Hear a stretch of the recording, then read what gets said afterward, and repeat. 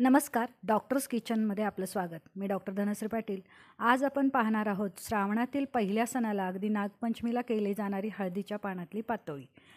तर हळद ही मुळातच औषधी गुणधर्मांनी युक्त आहे आणि सणामध्ये त्याचा वापर हा अगदी कलात्मकरित्या केला जातो.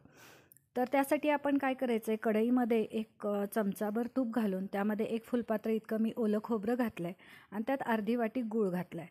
गूळ कमी जास्त आपल्या आवडीनुसार करू शकता. त्यानंतर आपण जायफळ, वेलची आणि सुंठ पावडर ही त्या सारणामध्ये घालून घेतलेली आहे आणि चिमूटभर मीठ घालून हे सारण आपण चांगलं हलवून थंड करायला ठेवून द्यायचं आहे. आता आपण जे पातोळीचं पीठ आहे ते तयार करायला घेऊ. त्यासाठी मी 1 फुलपात्र इतकं पाणी घेतलेलं आहे आणि त्यात अर्ध फुलपात्र इतकं पाणी घेऊन त्यात अर्ध फुलपात्र इतकं दूध घालून असं 1 फुलपात्र ते केलेलं आहे आणि त्याचबरोबर 1 फुलपात्र तांदळाची पिठी.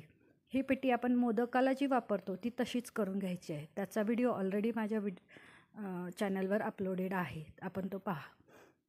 त्यानंतर ह्यालाच उकळी यायच्या अगोदर थोडंसं चिमूटभर मीठ आणि चिमूटभर हळद आपण घालून घेऊन ह्याला चांगली उकळी येऊन द्यायची आहे.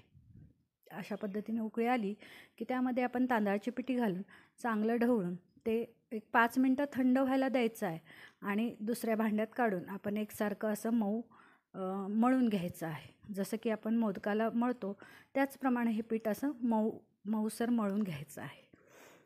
पीठ हे अशा पद्धतीने थोडंसं कोमट पाण्याचा हात किंवा कोमट दुधाचा हात गरजेनुसार थोडंसं अगदी अर्धासा चमचा तेल टाकून मऊसर मळून घ्यायचं आहे. हे जेवढं मऊ मळेल तेवढं पातोळी चवीलाही सुंदर लागते आणि फुटतही नाही. त्यानंतर हळदीची पानं स्वच्छ धुवून अशा पद्धतीनं साईडनं कापून घ्या किंवा तशीच घेतली तरी चालेल आणि हा गोळा त्याच्यावर हलक्या हाताने आपण पसरवून घ्यायचा आहे. शक्यतो मीडियम जाड असा घ्यायचा जेणेकरून आपल्याला सारणही भरपूर भरता येतं. नसेल तर पातळ हवी असेल तर सारण थोडं कमी जातं, कारण पातोळी मग फुटण्याची शक्यता असते.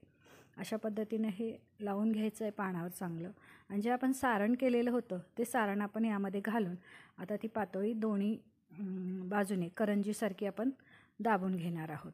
आपल्या सर्वांना माहिती आहे की हळद ही औषधी गुणांनी युक्त आहे. जसं की हळदीमध्ये असणारं टर्मरिक मध्ये असणारं कर्क्युमिन नावाचं जे औषधी द्रव्य आहे हे अँटी कॅन्सरस मानलं जातं. त्याचबरोबर हळद ही अँटी इन्फ्लमेटरी आहे, त्वचा निरोगी ठेवते. अँटी इन्फ्लमेटरी असल्यामुळं सांधेदुखीमध्ये तसंच वाताचे प्रकोपाचे जे आजार आहेत त्यामध्ये पेन रिलीफ म्हणून हळदी उत्तम औषधी आहे. सूज कमी करते, त्याचबरोबर लिव्हरला डिटॉक्स करते.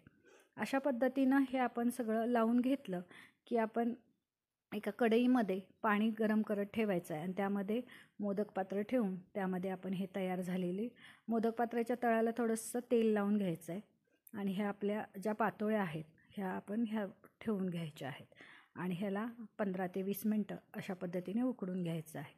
थोडं पीठ शिल्लक होतं त्यामध्ये मी साध्या पद्धतीची आपली नेहमीची करंजी असते ती करून घेतलेली आहे आणि त्याही यामध्ये उकडायला ठेवलेलं आहे. हळद ही कोलेस्ट्रॉल कमी करते, लिव्हरला डिटॉक्स करते, त्याचबरोबर अँटीव्हायरल आणि अँटीबॅक्टेरियल आहे. पावसाळ्यामध्ये विविध आजार आपल्याला व्हायरल किंवा बॅक्टेरियल होत असतात, त्यासाठी हळद ही उत्तम रोगनाशक म्हणून काम करते. आपण ही रेसिपी उद्या नक्की ट्राय करा आणि जास्तीत जास्त लोकांनी डॉक्टर्स किचनला लाईक, शेअर आणि सबस्क्राईब करा. धन्यवाद.